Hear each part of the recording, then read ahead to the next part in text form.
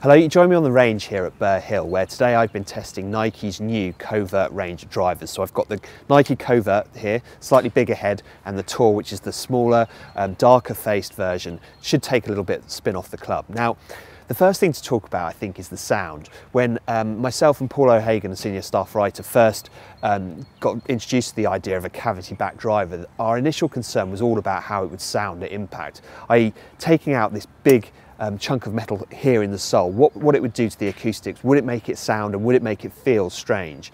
And the great thing is it doesn't feel odd at all. Nike have actually nailed that spot on. It sounds just as you'd expect from a premium driver. It has a very powerful sound. It's a good pitch. The ball feels like it's coming off powerfully off the head when you hit it, and I think that's all to do with the sound.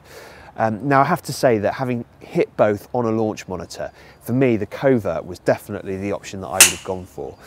So whilst the Covert Tour definitely took a bit of spin off, I just wasn't able to get the consistency that I would need from a driver from the Tour version. It looks great sat down behind the ball, but it is noticeably smaller than the Covert. And I think sat behind the ball, unless you're a very confident player with a very fast swing speed, you're going to get probably more performance, certainly more confidence out of using the Covert. The other thing worth mentioning, I think, is the look of the club. So both the Covert and the Covert Tour have the same sort of deep red finish on the top of the golf club. Now, if this had been introduced a couple of years ago, people may have raised a few eyebrows and it may not have had quite the traction that we expect this club to have. But now people are being a bit more ambitious with their choice of drivers. So Cobra, the amp range, have a whole host of different colours. There's obviously a lot of white drivers out there, and even down to Ping's matte black. It's a different look, different to what everybody was using sort of 2 or 3 years ago.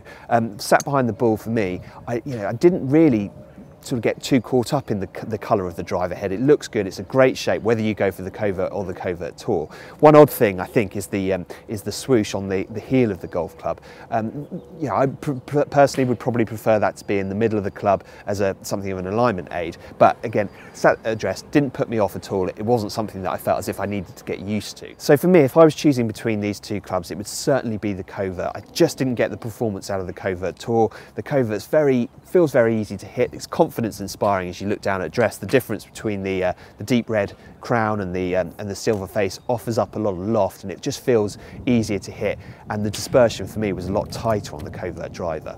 We'd be really interested to hear what you have to say about this new range of drivers, so please feel free to leave comments below on the videos.